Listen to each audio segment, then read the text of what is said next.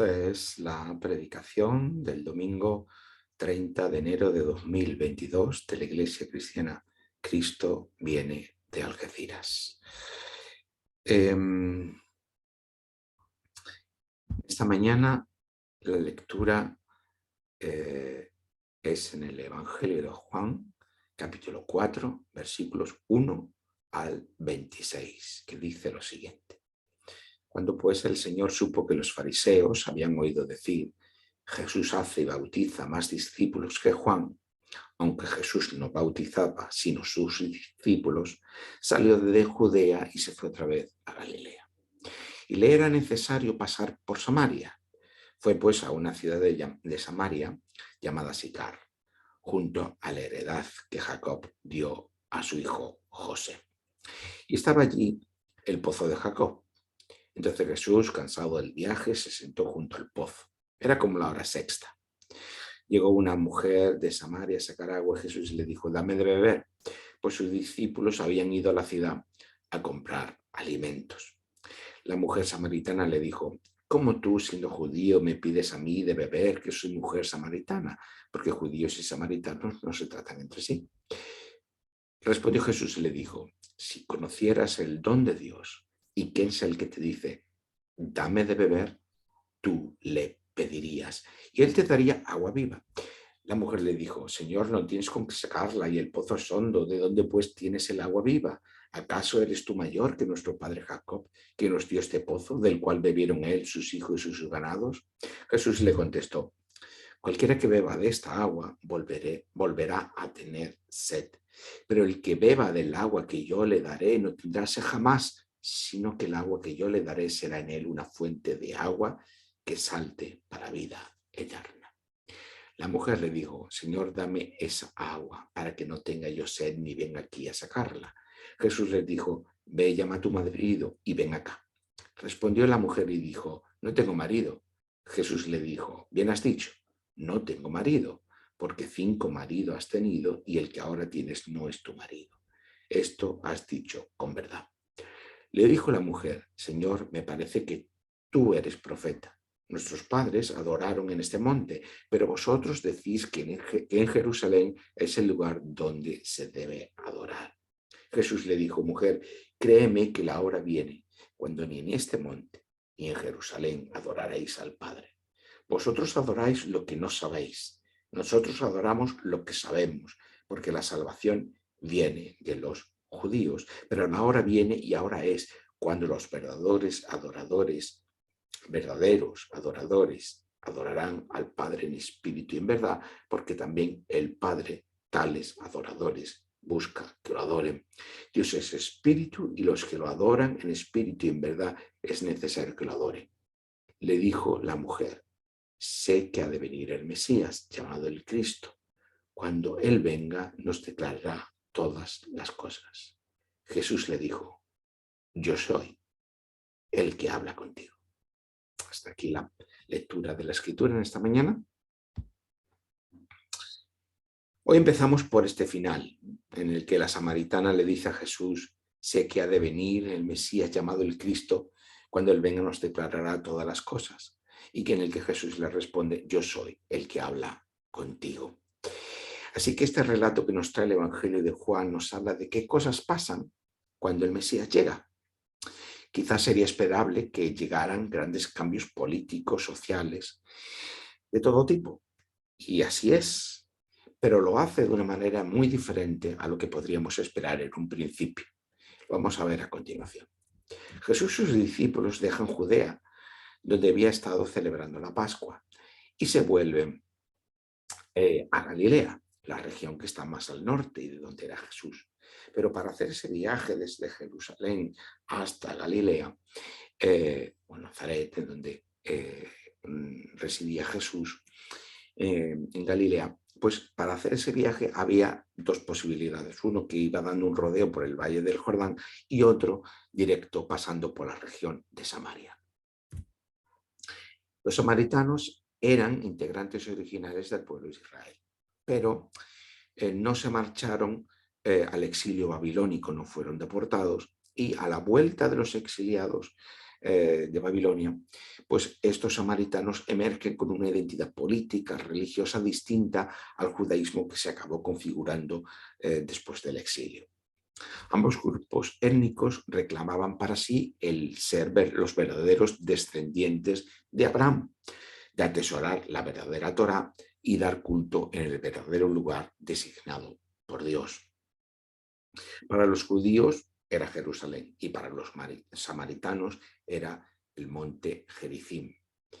Ya hemos visto cómo hasta el momento la narración del Evangelio de Juan, que hemos estado viendo las semanas anteriores, nos ha enseñado cómo Jesús, el Mesías, está trayendo la vida eterna, la vida de plenitud que corresponde con la nueva realidad que Dios está preparando y trayendo para su creación. Pero esta nueva vida o vida eterna o vida plena de la que está hablando el Mesías, Jesús, no es una realidad extraña, abstracta, nebulosa, que no sabemos dónde está ni cuándo ocurrirá, ni tampoco es algo solo para el futuro, que tiene una dimensión futura, o para una vida o solo para una vida después de la muerte, aunque esa vida eterna es vida después de la vida después de la muerte. Sino que esa vida de la que habla Jesús comienza aquí ahora, comenzaba en el aquí y la ahora en el que él estaba hablando, y comienza también aquí y ahora para nosotros. Pero si tuviéramos que definirla, que hacerla concreta, ¿cómo sería? ¿Cómo explicaríamos qué significa esta vida eterna? Ya estuvimos hablando de ese tema un poco semanas anteriores, pero hoy vamos a seguir haciéndolo. El texto del Evangelio nos lo está intentando explicar y nos lo está intentando mostrar en la vida de Jesús y en la enseñanza de Jesús. Jesús, ahora en este relato que acabamos de leer, como varón, habla en un lugar público y reconocido, que es pues en este caso un pozo de agua a las afueras de un pueblo, que fue excavado por el patriarca Jacob. Pues este Jesús en este lugar público habla con una mujer. Pues bien, un judío varón no podía hablar con una mujer con la que no tuviera parentesco. Además, hacerlo en ese espacio público suponía adquirir un grado de deshonor. O sea, nuestra sociedad, hemos explicado otras veces, se rige por los patrones de honor y vergüenza. Pero no solo habla con una mujer, sino que además habla con una mujer que pertenece a un grupo étnico distinto y que está enfrentado al grupo étnico al que pertenece Jesús, es decir, es samaritana, siendo él judío. Por tanto, no solo es una mujer, sino que además es samaritana. Y por si fuera poco esto, se trata de una mujer samaritana que no tiene relación con el resto de mujeres. Y esto lo sabemos porque va a sacar agua al pozo a una hora intempestiva, es decir, que no era la hora normal a la que iban las mujeres a sacar agua al pozo. Las mujeres no iban al pozo al mediodía, como era la hora de ese momento, sino que iban o bien a primera hora de la mañana o a última hora de la tarde. Claro, la razón para ese comportamiento de esta mujer pues era obvia, ¿no? Que la vida de esa mujer estaba marcada por la vergüenza. ¿Por qué? Porque no cumplía con las prescripciones morales del momento. Había tenido 5 maridos y su actual pareja, diríamos hoy, no había contraído matrimonio. Pues bien, a esta mujer samaritana y cuya vida era moralmente reprochable, Jesús le ofrece esta vida eterna, esta vida de plenitud propia de esta nueva realidad de Dios que está irrumpiendo a través de él mismo, de Jesús, como Mesías. Y esto en sí mismo es profundamente significativo. A nosotros que estamos habituados, a cristianos habituados a leer el Evangelio, puede ser normal, pero no era normal en absoluto. Ya hemos explicado en predicaciones anteriores como la pertenencia al pueblo de Dios era crucial para estar dentro del pacto de Dios con su pueblo y para tener acceso a la bendición y salvación de Dios. Pero esta otra frontera de sexo y de género, y cuando hablamos de géneros nos estamos refiriendo a que el rol, el papel que cada sociedad asigna a hombres y a mujeres va cambiando con el tiempo, es decir, lo que cada sociedad entiende que es el papel de ser hombre o de ser mujer va cambiando con el paso del tiempo, y eso llamamos construcción social, lo llamamos género. Pues esta mujer está cumpliendo, no está cumpliendo, mejor dicho, con las funciones propias de su género. Lo que esa sociedad tenía asignada a las mujeres. Por lo tanto, estamos viendo que Jesús está contraviniendo en esas acciones que está haciendo con las demarcaciones étnicas, de género, de sexo, que estaban prescritas en esta sociedad. Por tanto, si era crucial, y volviendo a la cuestión étnica o corporativa, que no era crucial saber quién formaba parte del pueblo de Dios y quién estaba dentro del pacto de Dios con su pueblo, no era lo mismo ser samaritano que judío. ¿Quiénes eran el verdadero pueblo de Dios, depositario del cumplimiento de las promesas hechas por Dios a Abraham? Sí, samaritanos y judíos por igual estaban reclamando para sí ser los verdaderos descendientes de Abraham. Claro, pues nada más y nada menos que esto estaba en juego. Y aquí tenemos la respuesta de Dios a través de Jesús. Jesús, el Mesías, le está ofreciendo participar de la vida eterna o de la vida plena de Dios a una mujer que es samaritana y cuya vida está llena de vergüenza. Y es que el mensaje, esto implica que el mensaje que Jesús está dando y que el Evangelio de Juan nos está transmitiendo y del que nos está dando testimonio es claro.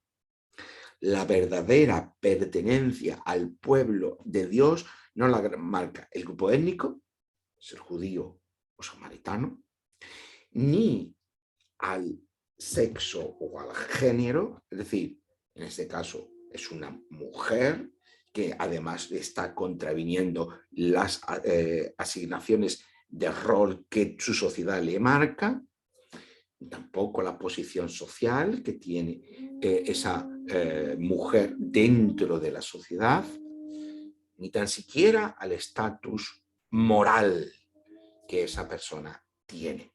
Por el contrario, lo que ahora marca la pertenencia al pueblo de Dios es aceptar el ofrecimiento de vida plena que Jesús, el Mesías, está ofreciendo. Jesús le contestó en el versículo 13, cualquiera que beba de esta agua volverá a tener sed, en relación al agua del pozo, pero el que beba del agua que yo le daré no tendrá sed jamás, sino que el agua que yo le daré será en él una fuente de agua que salte para vida eterna. Es también de lo que habla Pablo cuando Pablo habla de la justificación. Y es a lo que se refiere en nuestra tradición protestante cuando hablamos de justificación por gracia, por medio de la fe, o más resumidamente la justificación por la sola fe o solo por la fe.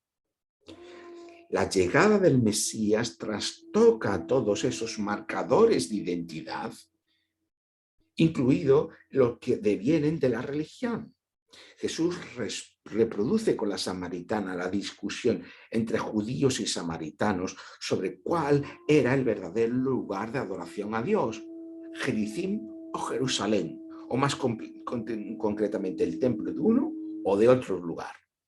Ya hemos visto cómo en el Evangelio de Juan se nos ha narrado que Jesús, el Mesías, es ahora la presencia de Dios en el mundo, la unión del cielo y de la tierra, la realidad de Dios viniendo al encuentro de su creación. El templo representaba todas estas cosas, pero ahora es el propio Jesús donde y a través del cual todas estas cosas tienen lugar. Y lo que nos dicen los evangelios y el Nuevo Testamento en su conjunto es que de esta manera es como el Dios de Israel está cumpliendo las promesas hechas a su pueblo. No es que Dios esté haciendo algo nuevo, no es que haya una ruptura con lo anterior, es que esta es la manera en que Dios está dando cumplimiento a todas aquellas promesas hechas a Abraham, a Moisés, a David o por boca de todos los profetas. Es lo que hemos leído en los versículos 21 al 24 de este capítulo 4. Jesús le dijo: mujer, créeme que la hora viene cuando ni en este monte ni en Jerusalén adoraréis al Padre. Pero la hora viene y ahora es cuando los verdaderos adoradores adorarán al Padre en espíritu y en verdad, porque también el Padre tales adoradores busca que lo adoren. Dios es espíritu y los que lo adoran en espíritu y en verdad es necesario que lo adoren. Aquí hay un cambio tremendo. La adoración a Dios ya no necesita ni de un lugar central, Jerusalén, ni tampoco de un espacio sagrado, el templo. Ahora solo se necesita cultivar la fe en Jesús, el Mesías. Por medio de esta fe en Jesús, nos convertimos en cuerpo de Cristo, pueblo de Dios y templo del Espíritu Santo. Porque esta referencia a brotar ríos de agua viva de nuestro interior nos lo explica, su significado nos lo explica un poquito más adelante el propio Evangelio, en el capítulo 7, versículos 37 al 39, que dice lo siguiente, y nos explican este significado de beber del agua que Jesús da y del interior de las personas que creen en Jesús como Mesías, como palabra de Dios encarnada, como Cordero de Dios que quita el pecado del mundo, brotan ríos de agua viva. En versículos 37 al 39 dice Jesús: si alguien tiene sed, venga a mí y beba. Lo mismo que le estaba diciendo a la samaritana.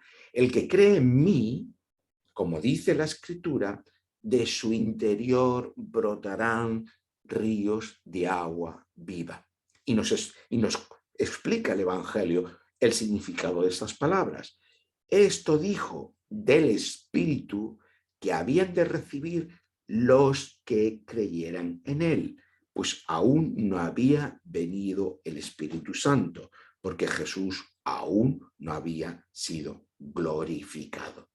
Por lo tanto, el propio Evangelio nos está explicando que a lo que Jesús se está refiriendo con ese brotar ríos de agua viva de aquellos que creen en él y de aceptar ese ofrecimiento de agua que es el mismo y de esa vida que emana de Dios, que esos ríos significan ese participar de la vida de Dios como resultado de la acción del Espíritu Santo en nosotros tras creer en Jesús.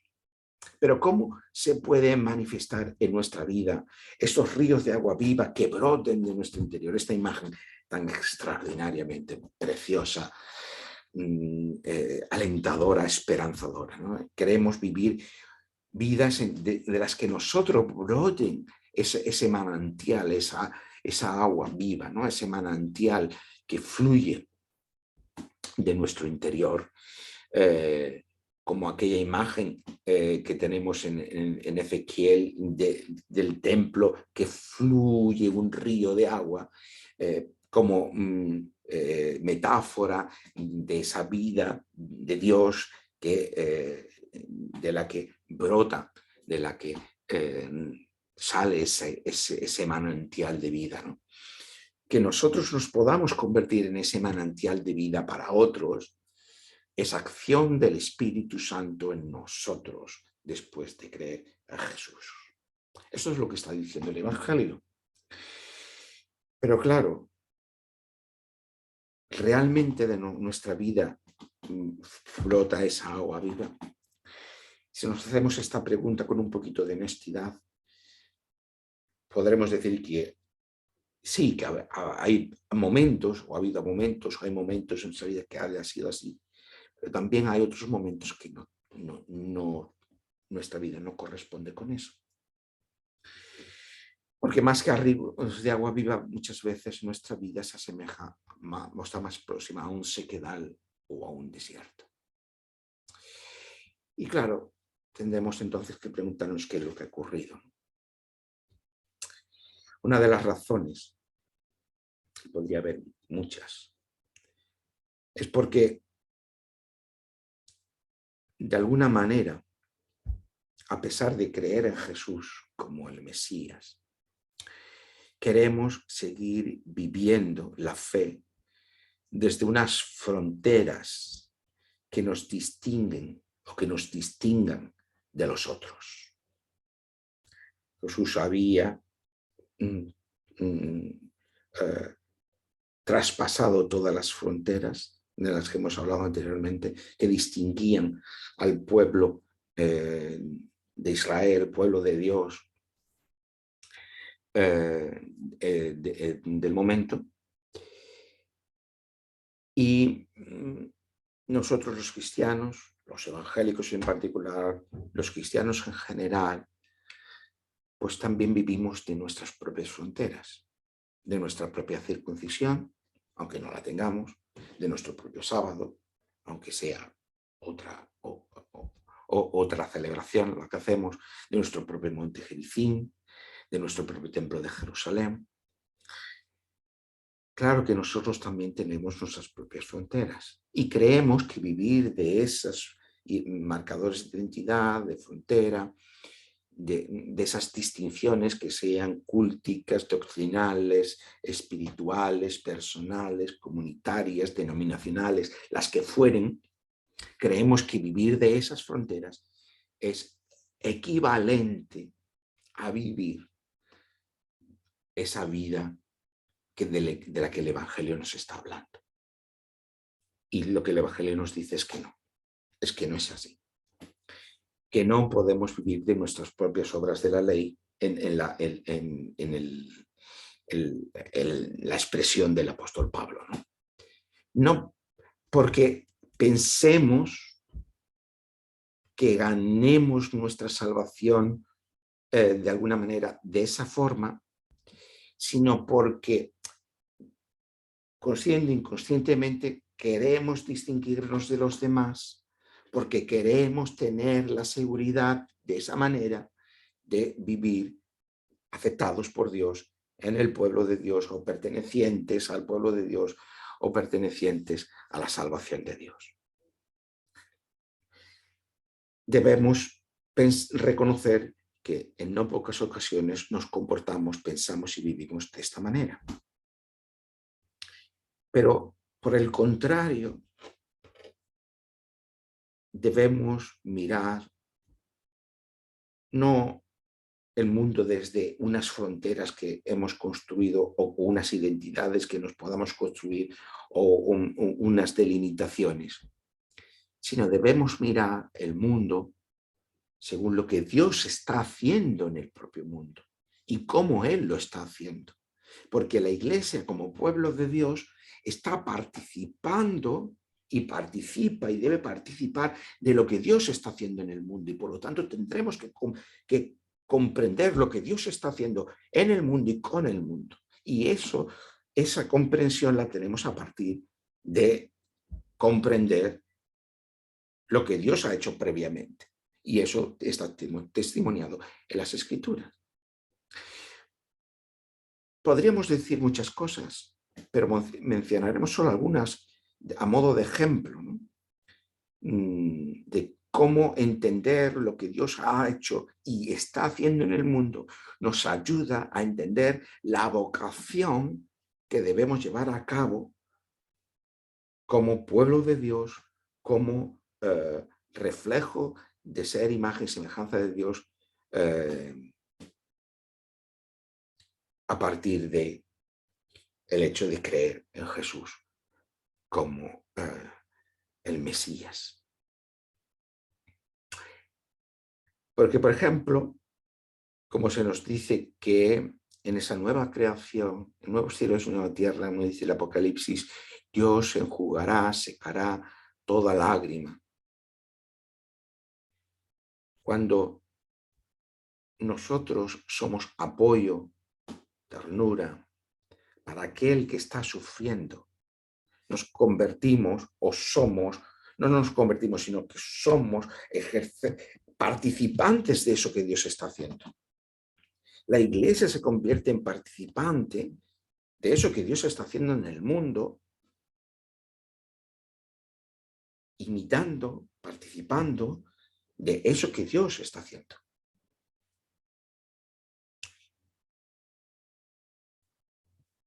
Cuando vivimos la promesa de la resurrección física y corporal, creemos que Jesús resucitó física y corporalmente, aunque no podamos conceptualizarlo del todo, ni podamos agotarlo del todo, pero lo creemos. Más que no solamente hay que creerlo como una doctrina correcta que nos distinga de aquellos otros que no la creen, sino que debemos vivir bajo la promesa de lo que representa esa resurrección. Y la vivimos en la medida en que vemos y vivimos a nosotros y a los demás bajo esa realidad de la resurrección, bajo lo que implica. Por ejemplo, cuando me doy cuenta que ya no soy tan joven, ni tengo tantas fuerzas como antes, ni tengo tanta confianza en mí mismo, porque ya me faltan esas fuerzas. Pero no me veo a mí mismo desde ahí, sino me veo a mí mismo desde la promesa de resurrección, de la plenitud que encierra, la plenitud física y corporal que encierra esa resurrección. O cuando tengo que cuidar enfermos o personas dependientes o personas mayores, porque sea que me dedique a ello, sea que tenga un ministerio en ese sentido, o sea que me tenga que enfrentar a, porque vitalmente o por mis familiares están experimentando esa situación, ya no me veo a mí o no veo a esas personas en su estado de dependencia o de necesidad o de precariedad o de decrepitud, sino que las vemos desde la perspectiva de la resurrección. Entonces nuestra visión de ellas debe de cambiar, nuestra visión de nosotros mismos necesariamente va a cambiar. Pero también implica entender que lo que ocurre en el mundo, en el concierto internacional, no solamente son acontecimientos inmanentes dentro de un mundo encerrado en sí mismo, regido por sus propias leyes, sino